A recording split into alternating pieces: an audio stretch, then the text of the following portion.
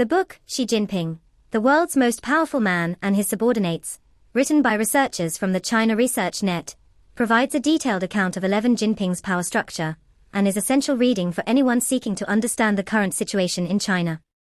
In the book's preface, Ho Pin writes, Xi Jinping not only wields power, but also commands authority.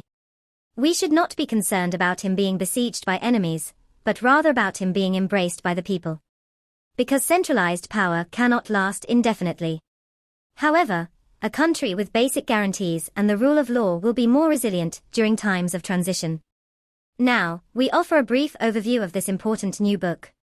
On March 13, 2023, Li Qiang, the new Premier of China, held a press conference with 4 vice premiers of the State Council. Li Qiang's style is characterized by his humble approach, in contrast to the grandeur of his predecessors, Premier Zhu Rongji and Premier Wen Jiabao, and the vague promises of Premier Li Keqiang. Li Qiang's goal is to implement the decisions and plans of the central government and work with the people to turn the party's blueprint into reality.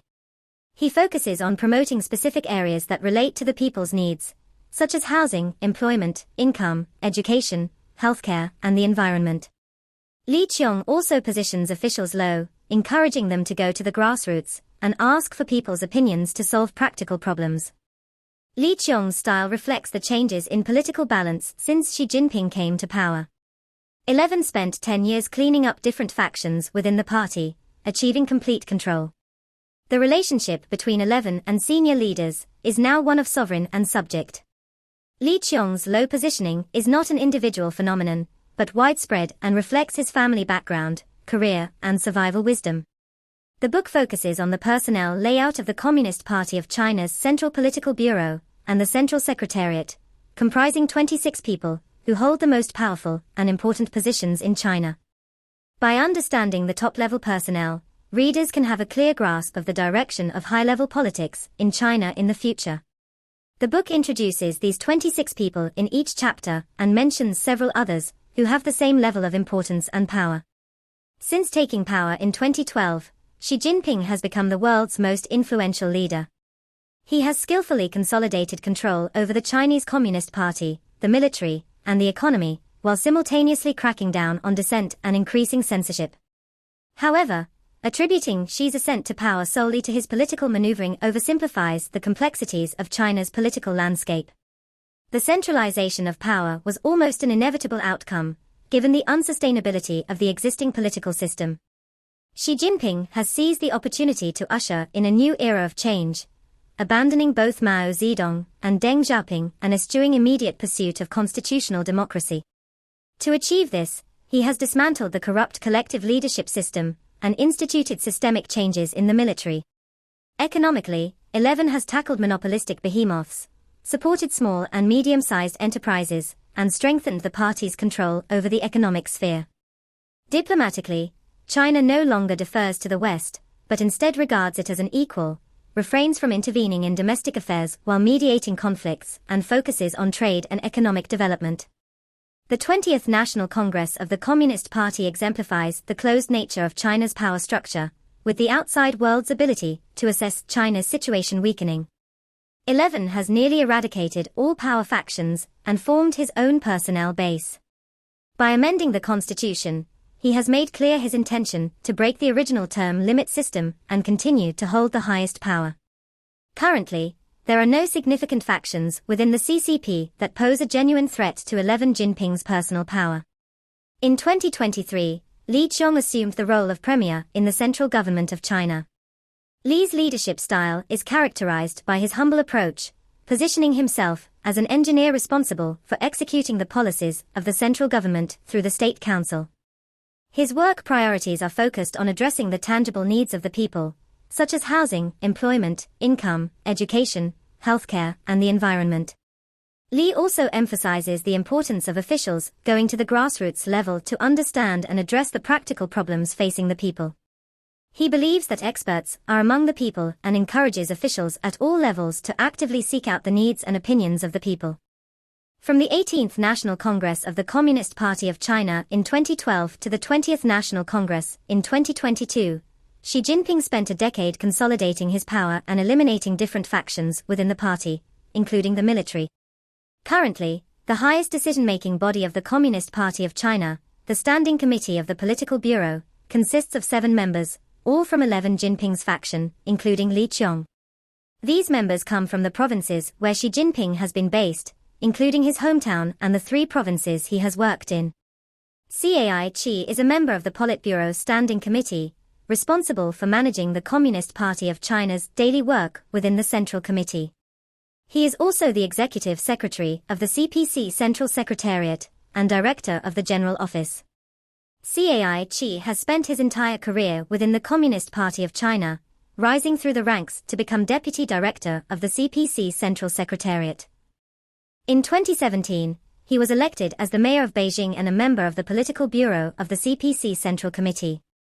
Li Qiong is the current Premier of the State Council and a trusted advisor of Xi Jinping, assisting in the management of the government's work. Li Qiong has extensive experience in local government, having worked his way up from the grassroots level of the township. He served as the Secretary-General of the Zhejiang Provincial Party Committee, when Xi Jinping was the Secretary of the committee. Li Qiong was promoted to Governor of Zhejiang Province in 2012, and became a member of the Politburo of the Communist Party of China in 2017. Ding Xuexiang is the first-ranked Vice Premier of the State Council and a member of the Standing Committee of the Political Bureau of the Communist Party of China, CPC, Central Committee. Ding Xuexiang has held various positions in the central government, including Director of the General Office of the CPC Central Committee. Ding's appointment is strategic in terms of the personnel layout of the current Politburo Standing Committee, as his role is to assist Li Qiong in his work, and also to provide a check on Cai Chi and Li Qiong's power. Overall, these 3 premier-level officials have a wealth of experience within the Communist Party of China and are trusted allies of Xi Jinping.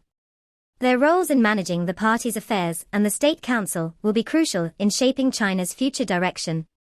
Li 11 holds the 3rd-ranking position in China's Standing Committee, serving as the Secretary of the Central Commission for Discipline Inspection. In this role, his primary responsibility is to supervise the 3 premier-level officials mentioned previously. Li 11 has worked his way up through the ranks of the Communist Party of China, beginning his career as a secretary to the Gansu Party Secretary. He has since held various positions, including Governor and Party Secretary of Liaoning Province, before being elected as a member of the Political Bureau of the Communist Party of China in 2017. On October 23, 2022, Li 11 was elected as a member of the CPC Central Political Bureau Standing Committee, and succeeded Zhao Leji as the Secretary of the CPC Central Commission for Discipline Inspection. This position carries significant influence in the party, as it is responsible for maintaining discipline and enforcing anti-corruption measures. The 4th level of the Chinese Communist Party consists of 2 individuals who are not closely aligned with Xi Jinping, but are responsible for mediating conflicts among higher-ranking members. This personnel layout is based on the principles of unity of opposites and harmony of yin and yang, ensuring that Xi Jinping has the final say in all conflicting interests. The book chose to introduce several leaders in the field of diplomacy in the final chapter, because this area has a significant impact on 11 Jinping's overall personnel layout. The personnel layout method in the traditional Chinese Communist Party culture is essentially to create a relatively stable power structure by letting different interest groups that have gathered through their hometown, education, and work to share power and balance each other out in a closed feudal economy, ensuring that the ruler can be the final arbitrator in all conflicts of interest.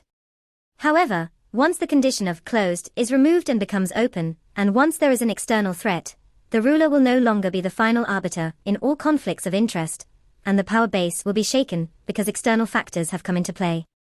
At this time, internal conflicts with trusted allies are clearly not conducive to resolving external threats, and internal and external troubles are easily intertwined. If the diplomatic department is full of wolf warrior diplomats, who actively initiate external conflicts even when there is no external threat, all power structures will become fragile. For most of Chinese history, due to technological and institutional reasons, it was a closed society without an issue of openness, so most rulers did not need to consider external pressures when arranging personnel.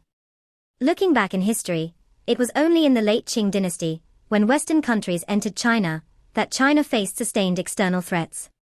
During this period, internal personnel were intertwined with external threats, and the spiral escalated, which was a problem that the Qing dynasty rulers had not considered, faced, and ultimately failed to solve. The book suggests that interested readers can read about this period of history systematically.